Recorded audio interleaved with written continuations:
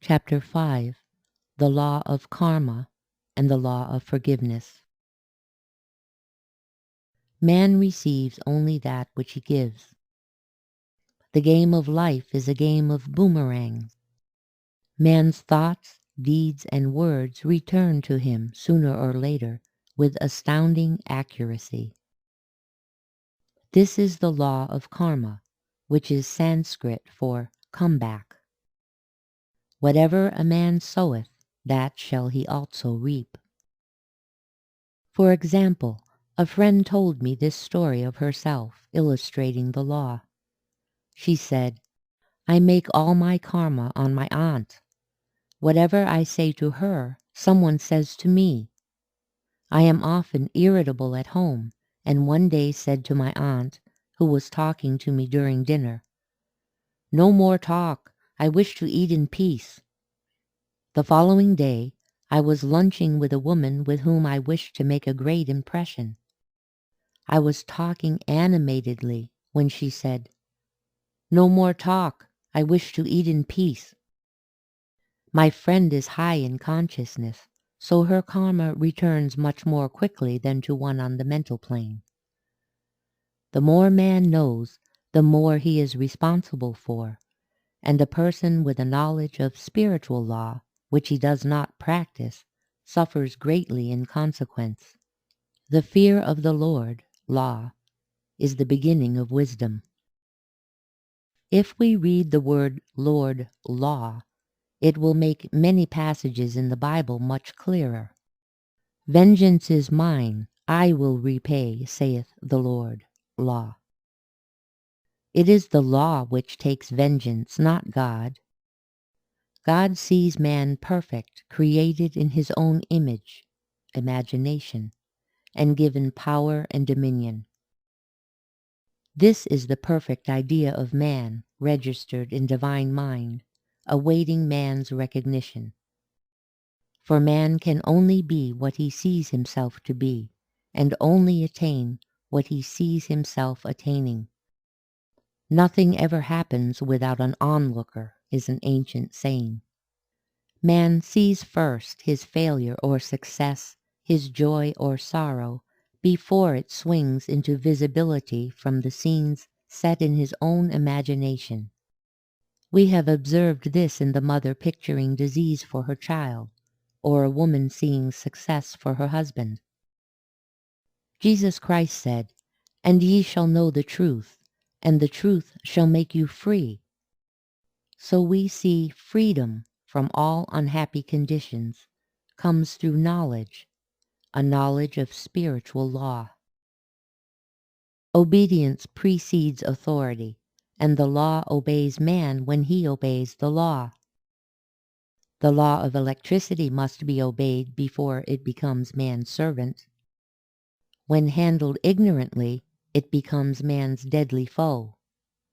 So with the laws of mind. For example, a woman with a strong personal will wished she owned a house which belonged to an acquaintance, and she often made mental pictures of herself living in the house. In the course of time, the man died and she moved into the house. Several years afterwards, coming into the knowledge of spiritual law, she said to me, "Do you think I had anything to do with that man's death?" I replied, "Yes, your desire was so strong, everything made way for it, but you paid your karmic debt. Your husband, whom you loved devotedly, died soon after, and the house was a white elephant on your hands for years." The original owner, however, could not have been affected by her thoughts had he been positive in the truth, nor her husband, but they were both under karmic law. The woman should have said, feeling the great desire for the house, "Infinite intelligence, give me the right house, equally as charming as this, the house which is mine by divine right." The divine selection would have given perfect satisfaction and brought good to all. The divine pattern is the only safe pattern to work by. Desire is a tremendous force and must be directed in the right channels or chaos ensues.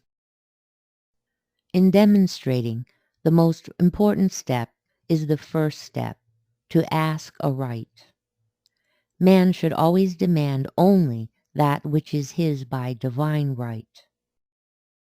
To go back to the illustration, had the woman taken this attitude, if this house I desire is mine, I cannot lose it. If it is not, give me its equivalent, the man might have decided to move out harmoniously, had it been the divine selection for her, or another house would have been substituted. Anything forced into manifestation through personal will is always ill-got, and has ever bad success. Man is admonished, "My will be done, not thine," and the curious thing is, man always gets just what he desires when he does relinquish personal will, thereby enabling infinite intelligence to work through him. Stand ye still and see the salvation of the Lord. Law. For example, a woman came to me in great distress. Her daughter had determined to take a very hazardous trip, and the mother was filled with fear. She said she had used every argument, had pointed out the dangers to be encountered, and forbidden her to go, but the daughter became more and more rebellious and determined.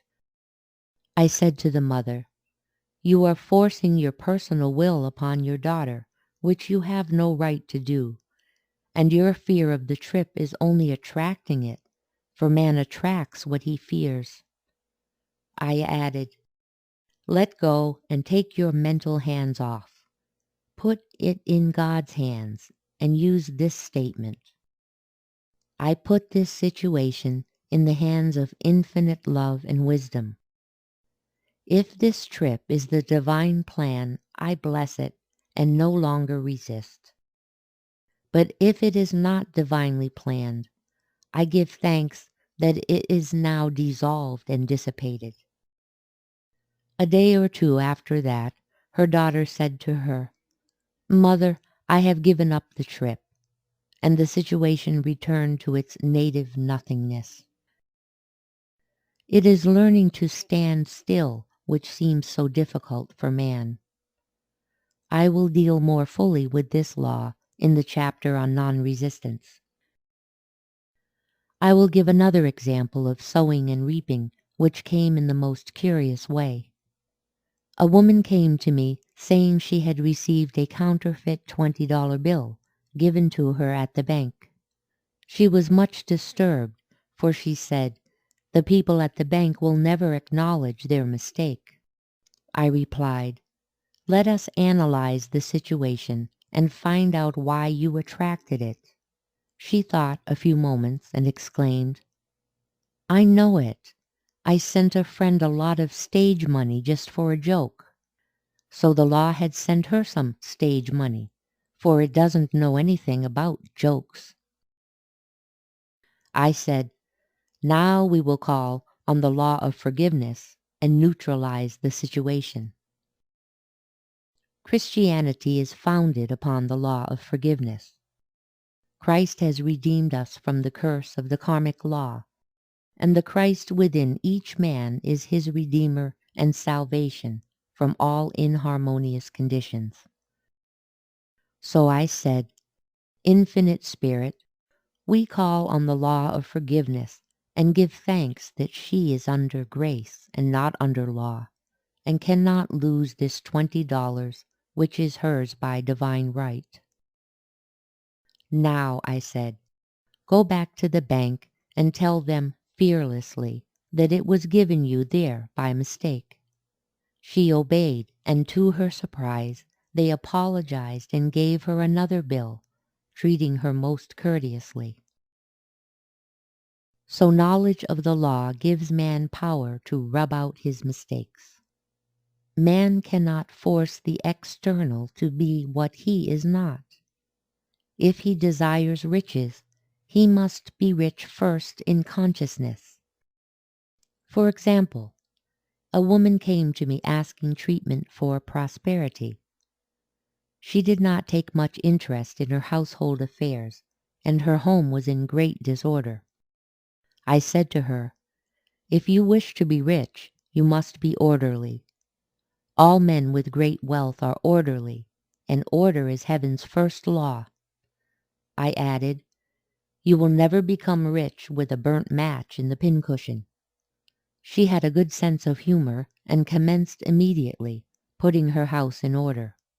She rearranged furniture, straightened out bureau drawers, cleaned rugs, and soon made a big financial demonstration, a gift from a relative. The woman herself became made over and keeps herself keyed up financially by being ever watchful of the external and expecting prosperity, knowing God is her supply. Many people are in ignorance of the fact that gifts and things are investments, and that hoarding and saving invariably leads to loss. There is that scattereth and yet increaseth, and there is that withholdeth more than is meet, but it tendeth to poverty. For example, I knew a man who wanted to buy a fur-lined overcoat. He and his wife went to various shops, but there was none he wanted. He said they were all too cheap-looking. At last he was shown one, the salesman said, was valued at $1,000, but which the manager would sell him for $500 as it was late in the season. His financial possessions amounted to about $700. The reasoning mind would have said, "You can't afford to spend nearly all you have on a coat." But he was very intuitive and never reasoned. He turned to his wife and said, "If I get this coat, I'll make a ton of money." So his wife consented weakly. About a month later, he received a $10,000 commission. The coat made him feel so rich, it linked him with success and prosperity. Without the coat, he would not have received the commission. It was an investment paying large dividends. If man ignores these leadings to spend or to give, the same amount of money will go on an uninteresting or unhappy way. For example, a woman told me on Thanksgiving Day she informed her family that they could not afford a Thanksgiving dinner. She had the money, but decided to save it. A few days later, someone entered her room and took from the bureau drawer the exact amount the dinner would have cost. The law always stands back of the man who spends fearlessly with wisdom. For example, one of my students was shopping with her little nephew. The child clamored for a toy, which she told him she could not afford to buy. She realized suddenly that she was seeking lack and not recognizing God as her supply. So she bought the toy, and on her way home picked up in the street the exact amount of money she had paid for it. Man's supply is inexhaustible and unfailing when fully trusted, but faith or trust must precede the demonstration. According to your faith be it unto you. Faith is the substance of things hoped for, the evidence of things not seen. For faith holds the vision steady, and the adverse pictures are dissolved and dissipated. And in due season we shall reap if we faint not. Jesus Christ brought the good news, the gospel, that there was a higher law than the law of karma, and that law transcends the law of karma. It is the law of grace, or forgiveness. It is the law which frees man from the law of cause and effect, the law of consequence, under grace and not under law. We are told that on this plane man reaps where he has not sown. The gifts of God are simply poured out upon him. All that the kingdom affords is his. This continued state of bliss awaits the man who has overcome the race or world thought. In the world thought there is tribulation, but Jesus Christ said, "Be of good cheer. I have overcome the world." The world thought is that of sin, sickness, and death. He saw their absolute unreality and said, "Sickness and sorrow shall pass away, and death itself, the last enemy, be overcome."